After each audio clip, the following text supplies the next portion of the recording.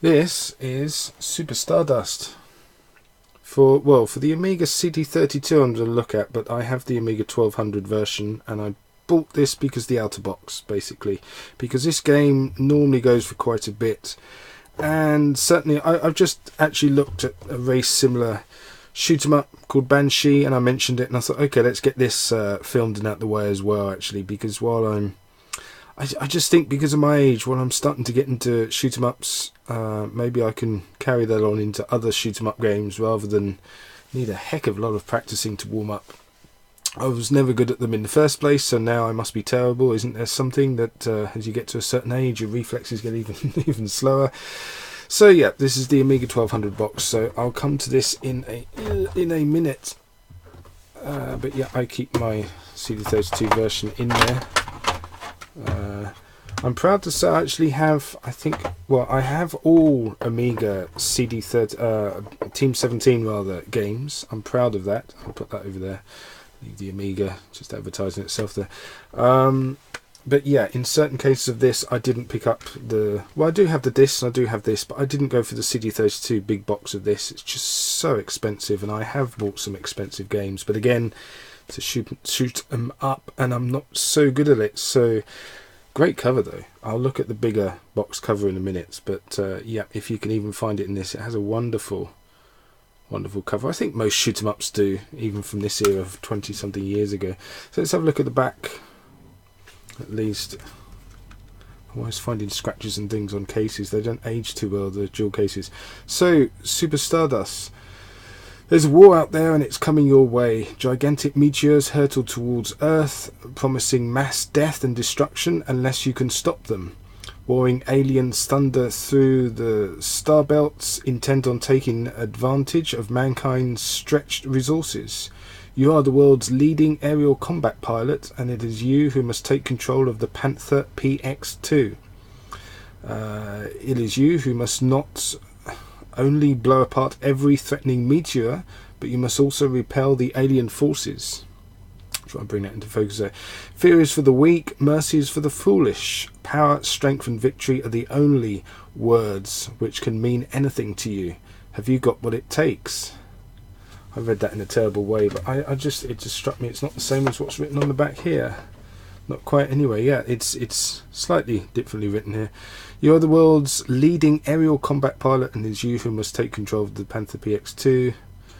Very similar. Anyway, 30, I'm inventing numbers here. 30 levels of hair-raising action, 256 colour graphics, 12 channel music, 4 spectacular tunnel sequences, hordes of stunning 3D ray-traced enemies, underwater missions plus 2 special secret missions. So that summarises the game a little bit better. And of course, because it's big box, the screenshots are a lot more in your face and bold and really show it off.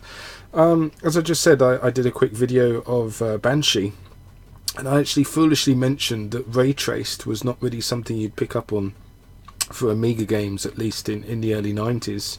Well, here it is again, and these certainly are ray traced, and what it just basically means, it looks more like that. It looks smooth. It looks almost, well, it's ray traced basically. It's 3D, but it doesn't mean it's calculated. It can just be ray traced and saved that way, and then just plonked on the screen. So it depends. Different people have different ways of interpreting that, but certainly it does look beautiful. I think anyone that's played, I don't know, pick a game. Was it third Donkey Kong? You know, where the creatures and the characters you play are ray traced as well, will be used to it, so shrug and say so what. But certainly for Amiga, it was something that's before, let's say, I would say about 92, you didn't really have it in games. So yeah. In here, it's just a CD. I have no manual, but as I said, I picked this up instead. It's if you like the big box for the artwork, it is certainly cheaper to get it on the Amiga than it is for the CD32. I've seen this go big box but with CD32 for a heck of an amount of money. So yeah, it was just cheaper for me. Plus, I don't really think, in this day and age, can't really see. All of these games have aged a little bit, so when it says special purchase price, that was obviously from back in the day from somewhere. It was an eBay pickup, so quite happy. Again, side by side, you can see there's a little bit of the picture cut off, so it's always best to look at this one, but there we go. Let's just rest there and admire that. Isn't that lovely? Again, I just think I always like the ship designs and great artwork. And what I like the most is obviously you're actually playing that. As you can see there is the background of the level, so it's not just an artwork. It'll be something like this in the game. This is pretty much how it will be in the game. So it's great. Screenshots on the side here. I'm actually finding myself crossing over and looking at the disc box, which I shouldn't really do, to be honest. I'd forgotten that Bloodhouse programmed it. Team 17 released it. They probably smoothed a few edges or put their little hint of Team 17 on it, but yeah, so there we go. So I will again be trying very hard to play this, but shoot 'em ups are not my forte, so practice and more practice. But anyway, Super Stardust for the Amiga CD32. I do know it's a wonderful game, so please, if you're into your shoot 'em ups, do track it down if you're collecting for the Amiga or the CD32.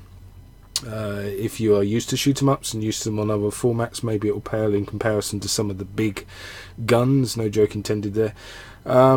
But yeah, certainly in Amiga fields, this is known as one of the and it's an Asteroids clone basically redone. I mean, you could see that from here, but I remember all the demo discs having this trial where you could just literally collect the pickups, and it's going to be a challenge, but there we go.